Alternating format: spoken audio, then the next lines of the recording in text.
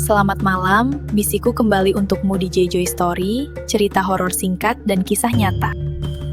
Malam ini, dekatkan telingamu, karena legenda ini hidup di banyak kampung. Ada sosok yang melompat perlahan di gelap, dikenal sebagai pocong keliling.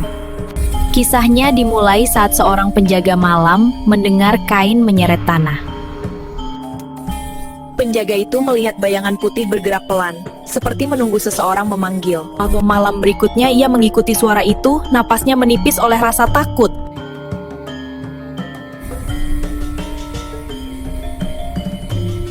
Di ujung gang sosok itu menunduk bergerak sedikit demi sedikit mendekatinya.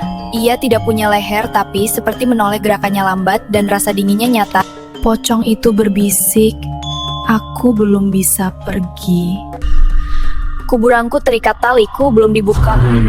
Bisikannya seperti dari dalam tanah. Dan penjaga malam itu ingin lari, tapi kakinya seperti menancap ke tanah basah. Dan sosok itu terus mendekat, meninggalkan jejak lumpur lembab setiap lompatannya. Warga sering mendengar ketukan 3 kali di pintu saat lewat tengah malam. Dan ketukannya pelan tapi ritmenya seperti memanggil nama satu persatu. Mereka yang mengintip hanya melihat kain-kain putih tergantung di tepi teras. Ada seorang ibu yang pernah melihatnya berdiri di jendela menatap tanpa mata. Pocong itu tidak bergerak, hanya menunggu, seolah ingin masuk tanpa memaksa. Aroma tanah basah masuk ke kamar, padahal jendela tertutup rapat.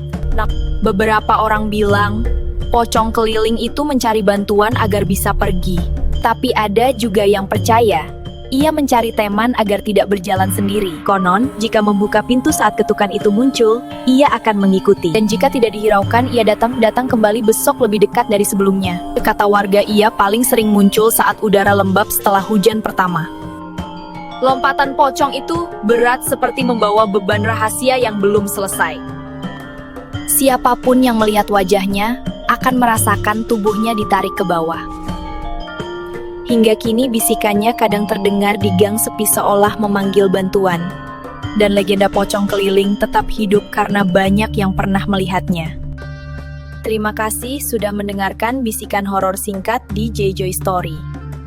Tidurlah dengan tenang, semoga kamu tidak mendengar ketukan itu malam ini.